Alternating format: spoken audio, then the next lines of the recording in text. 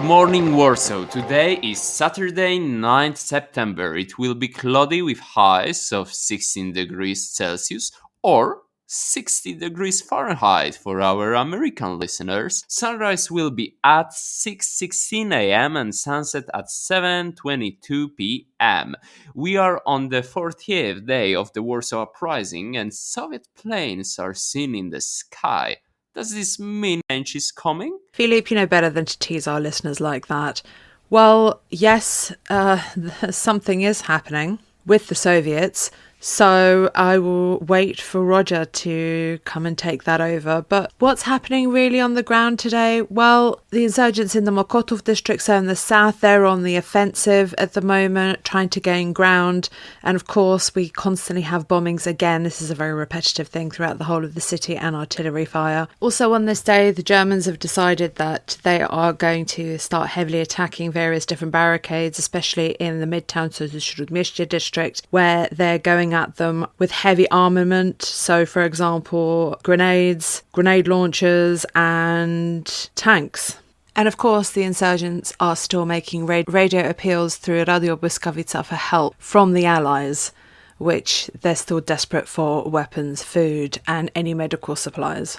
So what else is happening on the ground, Claire? I hear there is a possible ceasefire. There is now this ceasefire in place. The Home Army has started negotiating with the Red Cross and with the Germans to evacuate more civilians. Germans, obviously, their goal is just to get the Poles to completely surrender. But at the moment, they are settling for another 2-hour temporary ceasefire. Over the next 2 days, another 8,000 civilians will manage to escape the city. And some of the documents they brought with them are really extraordinary. There was, during the uprising, a children's magazine. It was called Children of Mokotów, Mokotów was the largest district in Warsaw. And children themselves had come together to produce this magazine. It wasn't printed, it was handwritten. It was made by children for other children. The first edition, we don't know when that was put out. That's been lost to history, sadly. But this edition survived, coming out with the civilians moving out of Warsaw at this moment. So I just want to describe that magazine. It's one of the most remarkable documents we have from the Warsaw Uprising. It's, as I said, it's written by the children in pen and ink. It's beautifully neat. This is not a rough version of something. This is something that the children have obviously really cared about. Supplies were running low. There were, obviously they had some paper, they had some ink, but they're not wasting it. It's very tightly packed in. And it's a combination. It's like any magazine. It's a combination of articles and poetry. There are illustrations. The opening gambit with it, the opening salvo, is an essay, which is for Poland. And just the first paragraph sets the scene for these children. It says, "It was a warm August afternoon.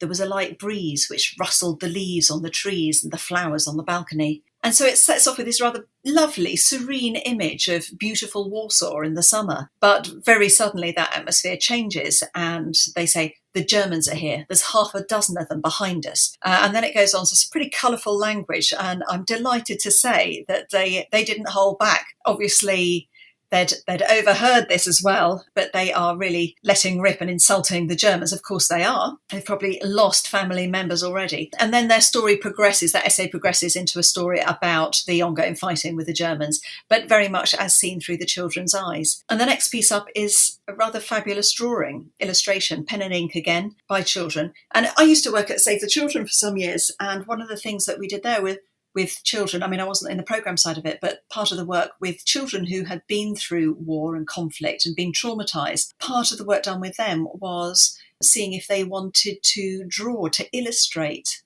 some of the horrors that they're witnesses, to get it out of their system. And this is very much part of that genre, really. So there is a stunning picture here of a German attack. There is a machine, there's a Stuka in the sky above, clearly marked with German cross all over it. And there's a machine gun going full blast. You can see the machine gun belt sort of falling off over the side of the aeroplane. There's a Nebelwerfer. First time I've seen one of those illustrated like that, which basically looks like a big fat barrel on wheels. There's a tank, German tank, and there's a German soldier on the ground, and he is, I've got to say, it's a very lovely looking dog he's got. This is not a beast straining at the leash, but obviously Polish children, if we're illustrating war, we would picture these dogs as incredibly vicious animals, which they were. But for this child drawing a dog, he loves dogs or she loves dogs. So she's drawn a really sweet human companion there. And then there's poetry. One is called Poland Will Never Be Lost, which is a line from the national anthem. And all of this gives you an insight into what these children had been through during the Warsaw Uprising. I mean, mainly they'd been kept underground as safely as possible with their mothers, with family members, extended family. These places are getting smaller, so they're getting overcrowded. But obviously, there was a sense of camaraderie down there. There was a strong sense of patriotism. The national anthem is being sung.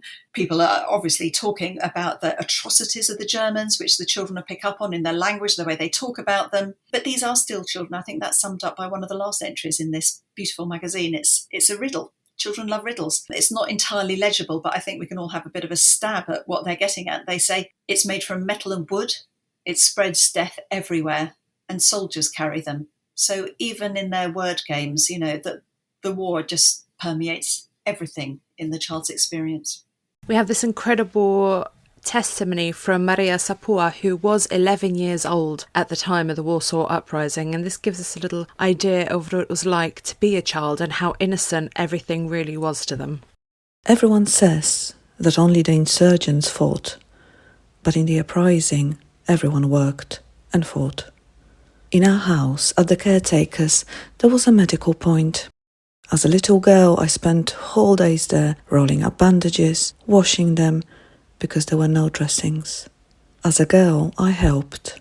I liked it so much that in the morning, as soon as I had eaten something, I ran to that medical point. I was proud of rolling up bandages. There was a queue, 3 or 4 people waiting to have their dressings changed. I asked, "Who is the queue for?" "To the caretaker's flat." The flat was big. It had 2 or 3 rooms. "We are waiting because there's a sanitary point here." When they finished, I went in there too. One of the ladies who was already working there laughed. "Ha, you came to help us?" I asked, "What do you have to do here?" "Oh dear, there's a lot to do here. You have to wash these dirty bandages, then dry them, roll them up, because we have nothing to rub the wounded with." "I will gladly help," an older woman asked. "Would you really like to help? So please sit down and roll these bandages up." I took a bandage and slowly started rolling it up. She said, "Can you go a little faster?" No, I can." And that's where it all started, rolling up the bandages, and later, until there was water, I even washed the bloody ones. What a really interesting piece of testimony that was. And being able to see the Warsaw Uprising through a child's eyes is a completely different experience than reading the testimony from someone who was fighting or in the midst of the fighting. So that was quite interesting. But moving on, Roger, you are our man who's been talking about the Soviets, the Germans, the Allies.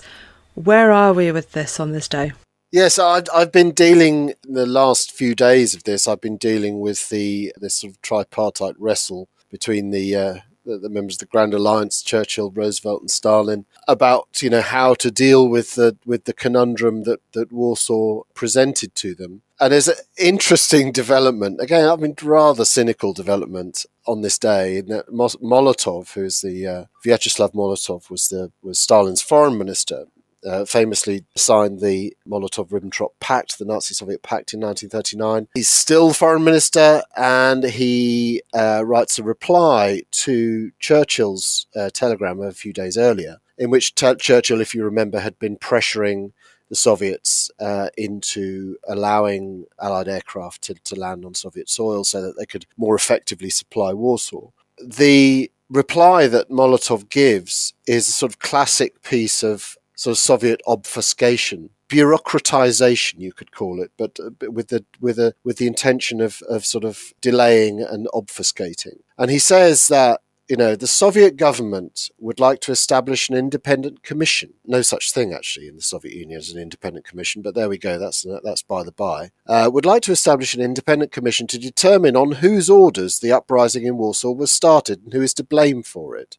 So this is kind of classic kick the can down the road, in the hope that the real question, which is, can they allow Allied aircraft to land on Soviet soil? That's not being addressed. Rather, it's a classic sort of, distraction tactic. Is to say we're going to start an independent commission to establish the circumstances of the rising itself and who's to blame. So a really classic piece of bureaucratic obfuscation and obstruction. He also makes the rather extremely dubious claim saying that the Soviets had already dropped airdrops of weapons and food into the Warsaw insurgents. This, of course, we know in retrospect to have been untrue. There would be some airdrops in due course later in September, but as of the 9th of September, those had not yet happened. So that is a straight-up fib by Molotov.